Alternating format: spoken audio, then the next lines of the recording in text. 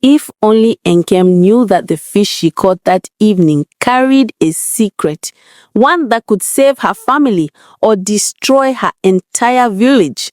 When the knife sliced it open, she expected bones, but a light so bright erupted, it awakened the river spirits themselves. Nkem lived in the quiet village of Ume, a place hugged by two big hills that looked like ancient elephants lying down to rest. She had 3 children, whom she loved more than her own breath. Amara, her first daughter, wise and gentle. Obina, her curious, talkative son, and little Chisom, who followed her like a small shadow. Her husband had been taken by the river many years ago. Some people said it was the waves, some said a whirlpool, others whispered that the river spirits called him home.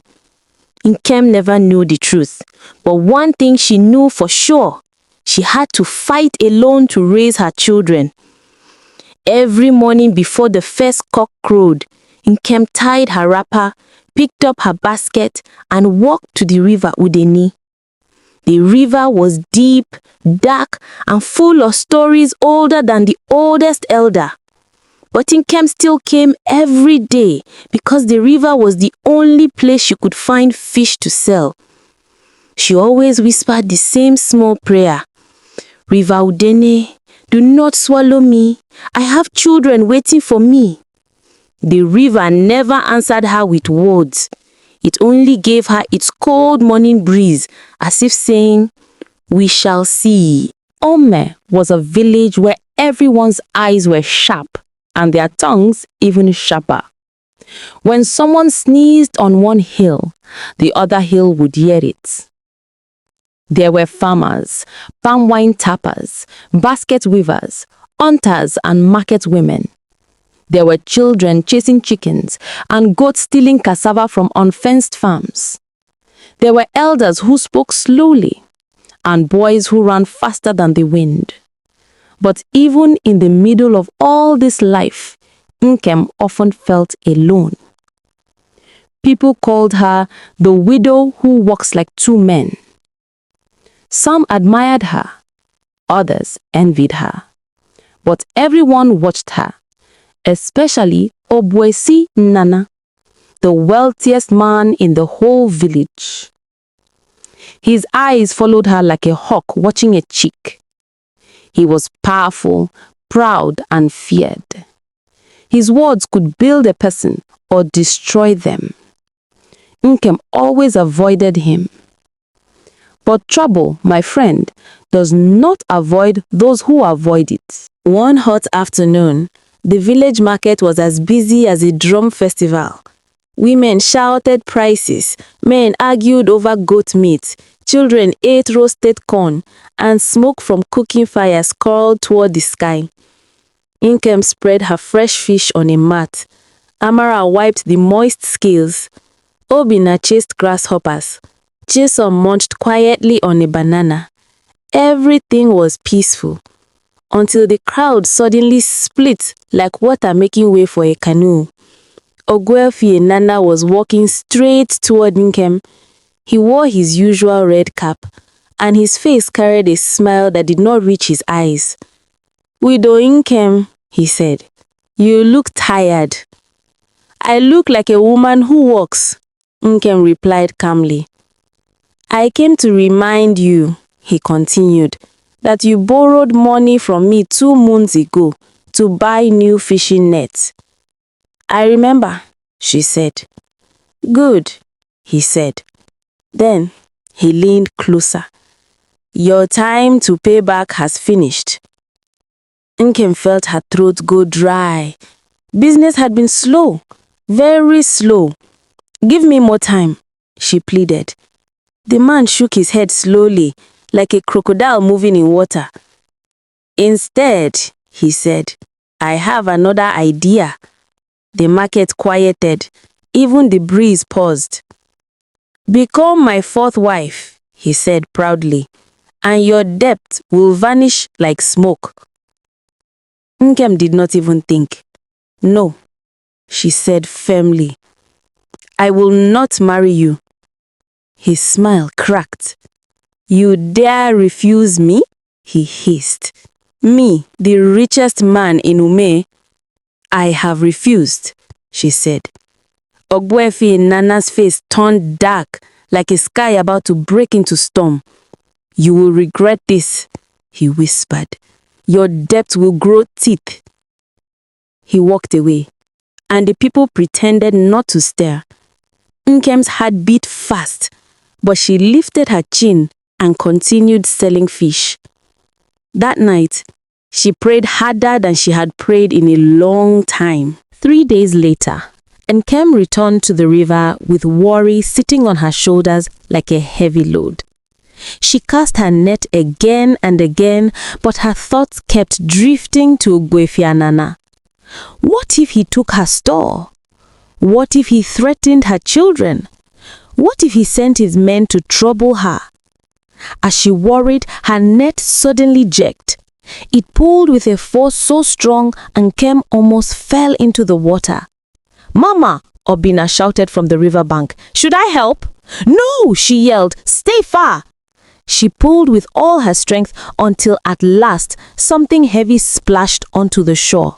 One giant fish. Big like a newborn goat, silver like the moon. Breathing hard and slow, Nkem stared with wide eyes. "Ah, what type of fish is this?" she whispered. It looked like something from the stories, like a river spirit in disguise. She hesitated, but hunger does not fear stories. She thanked the river and carried the fish home. That evening, she cleaned the fish in her small kitchen. When she cut open its belly, clink, something heavy dropped onto the wooden table. Nkem froze. She picked it up slowly with shaking fingers. It was a stone, round, smooth, glowing from inside like evening sunlight trapped in a bottle. "What is this?" she whispered. She scraped a corner. A bright yellow shine flashed. "Mama!" Amara gasped. "It looks like gold." Nkem's voice was barely a whisper. "It is gold!" The glowing stone hummed softly in her hand. A cold wind blew into the kitchen. Something unseen brushed past her ear, and the light inside the gold pulsed like a heartbeat. That night, Nkem hid the gold behind the cooking fireplace. She covered it with ashes and broken pieces of clay pots. She wanted no eyes, not even my children's, to see where it was. "Mama," Amara asked gently, "are we going to use it to pay your debt?" Nkem shook her head. "We must not tell anyone about this," she said firmly, "not even our closest friend." "Why?" Obina asked. "Because," she whispered, "good things bring trouble faster than bad things." The children nodded quietly. But even as Nkem lay down to sleep, she knew this gold was not ordinary. It glowed, it hummed, it felt alive. At midnight, she sat up suddenly. A voice, soft like water flowing over stones, whispered her name. "Nkem, Nkem Dili." She looked around trembling. "Mama," Amara murmured sleepily. "Hush," Nkem whispered. "Go back to sleep." But she could not sleep again. That whisper followed her until dawn. When Nkem reached the market the next day, she tried to smile. She tried to focus. She tried to pretend nothing strange had happened. But Ogbuefi Nana was watching her from across the market. Not openly, not obviously, but with small, sharp eyes. He approached her store slowly, swinging his hands like a rooster showing off. "Good morning, widow. I heard you caught a strange fish yesterday."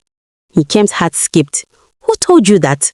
"Oh, just whispers in the wind," he said with a sly smile. "Some people said the fish carried something inside."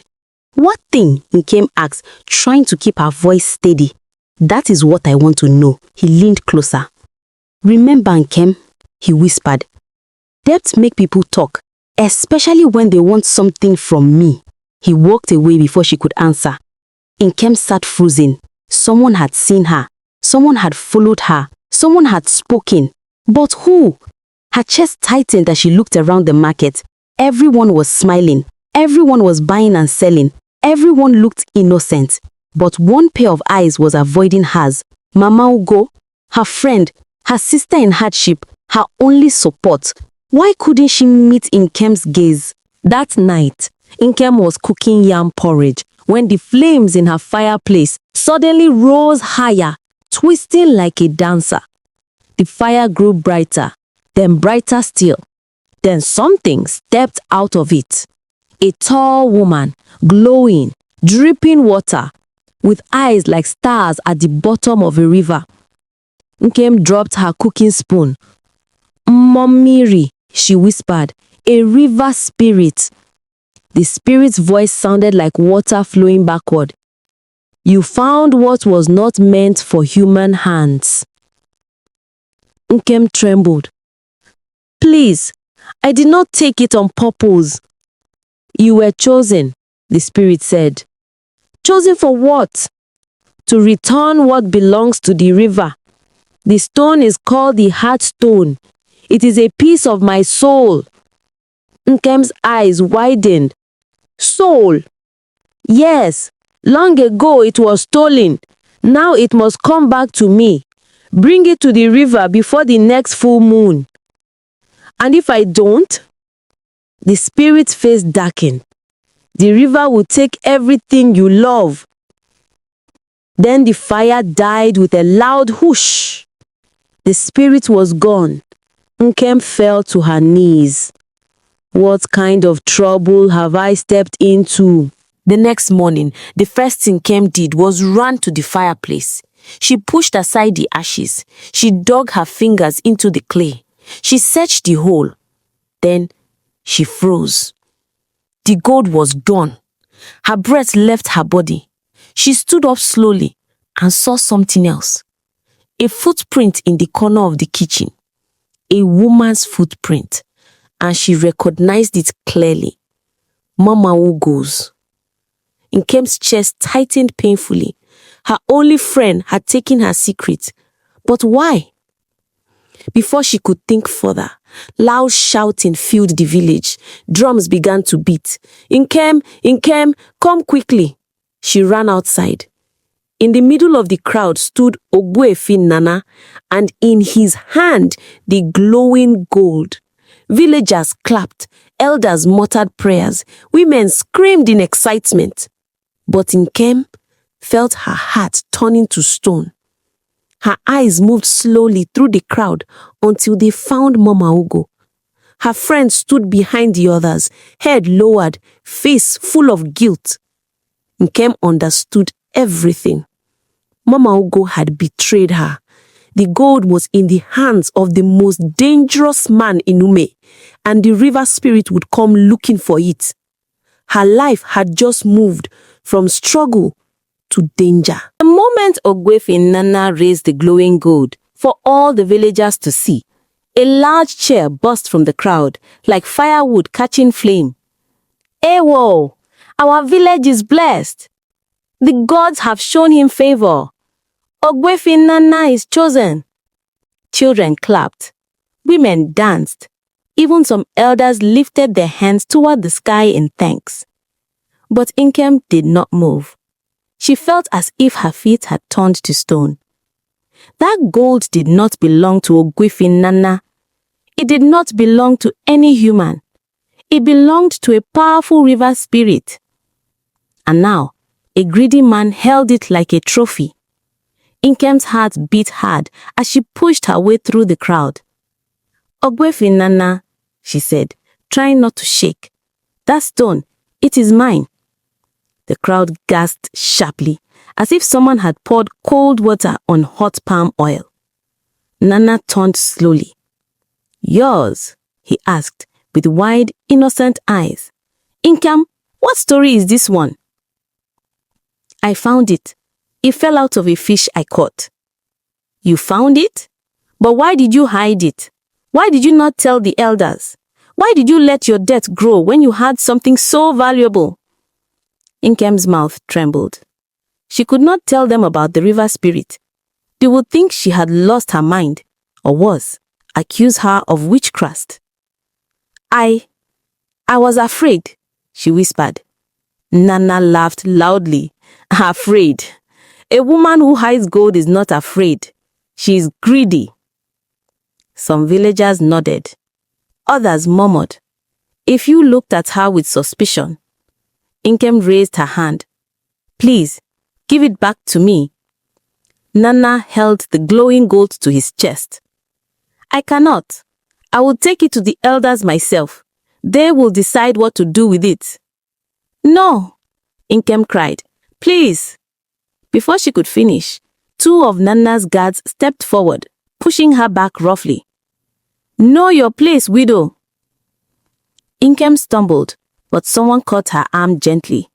It was Mama Ugo. Her eyes were full of tears. Nkem, forgive me, she whispered. I told him about the gold. I thought if he paid your debt, you would be free. I didn't know. But Nkem pulled her arm away. You betrayed me, she said softly, painfully. You are the only friend I trusted. Mama Ugo covered her face with both hands and cried. But the crowd did not care.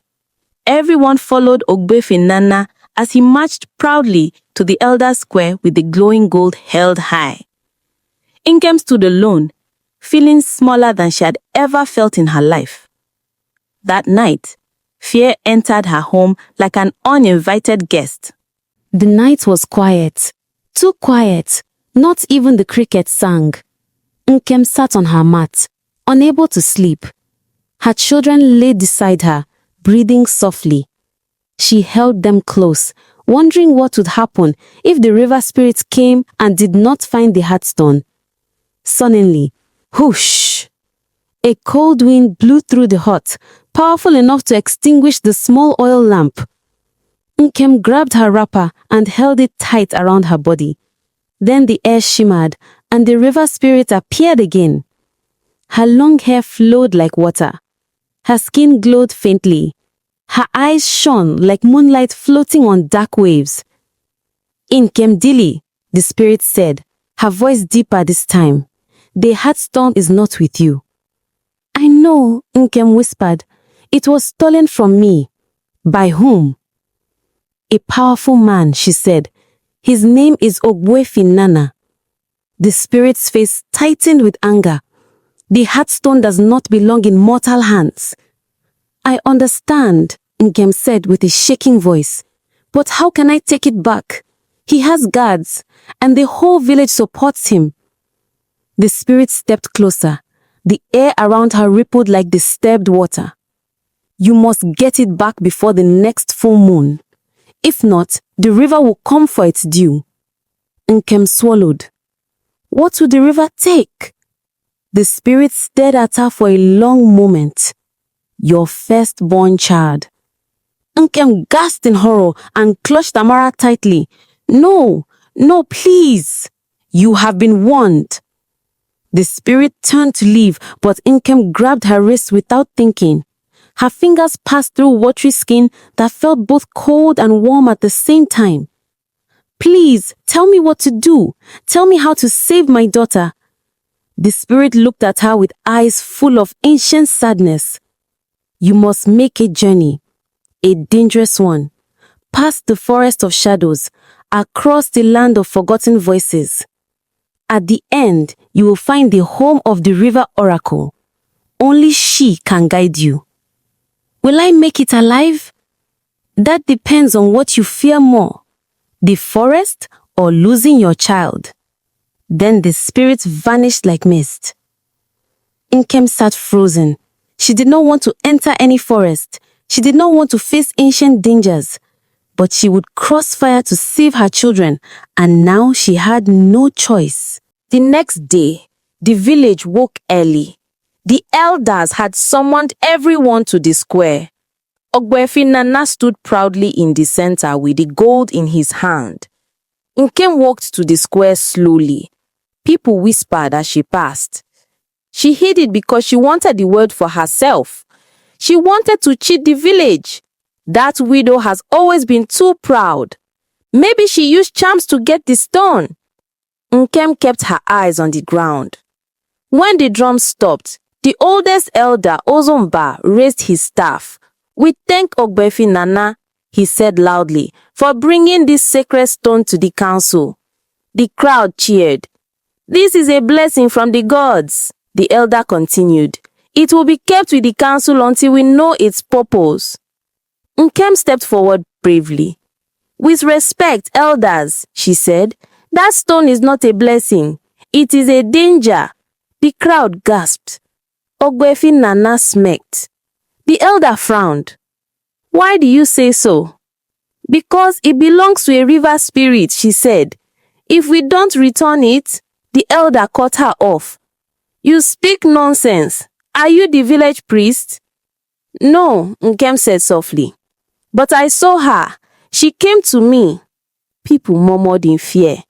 "What did you say?" the elder snapped. "The river spirit appeared in my home," she said. "She told me the stone is her soul." The elders whispered among themselves. Some looked afraid. Some looked angry. Ogbefi Nana shook his head dramatically. "Elders, you see, the widow is lying. She just wants her secret wealth back. She's desperate." The elder slammed his staff. "Nkem, if you continue such lies, you will face punishment." The crowd nodded. Nkem's lips trembled, but she said nothing more. When she looked around, her eyes met Mama Ugo's. Mama Ugo looked away. Nkem turned and walked home with her children. She felt smaller than ever before. But as she walked, she made a decision. If the village refused to listen, she would fight alone.